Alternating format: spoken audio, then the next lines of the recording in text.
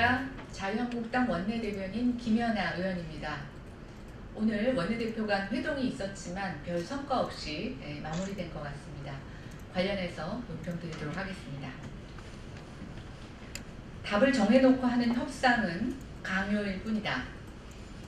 민주당은 목숨을 건 황교안 대표 단식 시작부터 황제 단식이다, 구태다라며 무조건 비아냥거렸습니다.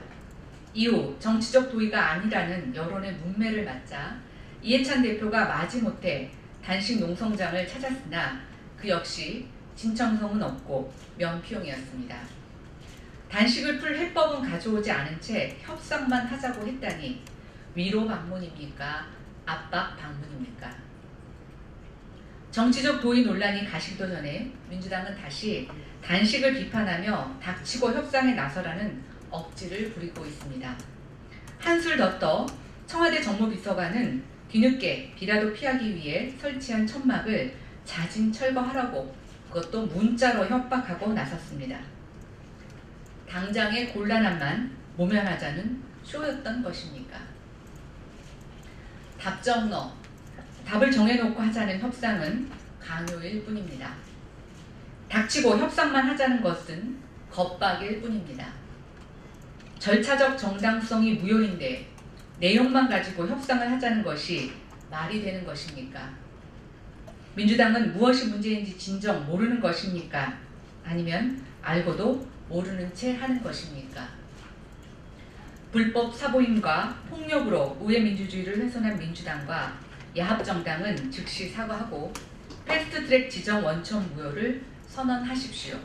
그래야만 진정성 있는 협상을 시작할 수 있습니다.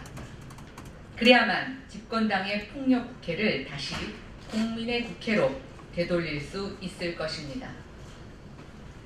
변혁에서 활동 중인 유승민 바른미래당 의원이 황교안 대표를 찾아 국회에서 패스트트랙 처리를 함께 막자고 제안했다고 합니다.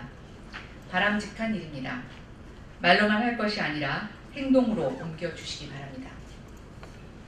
지금은 여야 구분 없이 뜻있는 의원들이 힘을 모아 불법 패스트트랙 법안 강행 처리를 저지해야만 할 때입니다. 민주당 내에서도 선거법과 공수처법 처리에 부정적인 의견을 가진 양심적인 의원이 다수 있는 것으로 알고 있습니다. 공천이 무서워 뒤에 숨지 말고 양심에 따라 행동하시기 바랍니다. 국민들도 그 용기를 기억할 것입니다. 두 번째는 오늘 자유한국당 저스티스 리그와 한국부패방지법 학회가 같이 공동 주최한 세미나 관련해서 논평을 드리겠습니다. 나는 청와대와 민주당이 공수처에 매달리는 이유를 알고 있다. 청와대가 그토록 원하는 공수처가 있었다면 유재수 감찰 무마 사건이 세상에 드러날 수 있었을까요? 1년여 만에 그 실체가 드러나는 유재수 사건을 보면 문재인 정권이 친문 무죄, 반문 유죄, 공수처에 왜 이렇게 집착하면서 강행하려는지 이해가 갑니다. 오늘 자유한국당 저스티스 리그와 한국부패방지법 학회가 주최한 세미나에서는 공수처 설치가 대통령에게 제왕적 독재 권력을 부여하는 반헌법적인 악법이라는 비판이 제기되었습니다. 헌법에 근거가 없는 새로운 무소불위 수사기관 신설은 진정한 검찰개혁과는 동떨어진 것으로 헌법기관의 독립성을 흔드는 대통령 친위대 창설로 전락할 수 있다고 지적받았습니다. 특히 검찰 수사사건을 이첩할 수 있도록 한 것은 검찰 수사권 박탈법이라고 할 만큼 심각한 독소조항으로 검찰 수사로부터 살아있는 권력을 비호하는 수단이 될 것이라 우려하고 있습니다.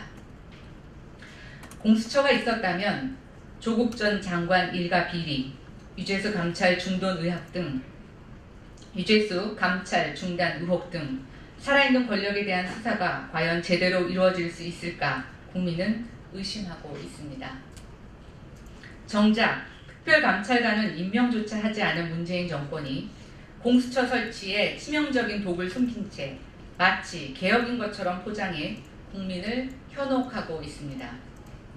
민주당 내에서도 반대하는 목소리가 있을 정도로 문제가 많은 공수처법은 결코 패스트트랙으로 강행할 사안이 아닙니다.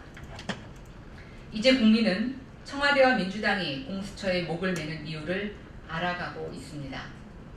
그리고 황교안 자유한국당 대표가 목숨을 건 단식까지 하면서 공수처에 반대하는 이유도 이해하게 되었습니다. 검찰개혁과 공수처 설치는 제목과 내용이 다른 역대 최악의 국민 기만이며 대국민 사기입니다.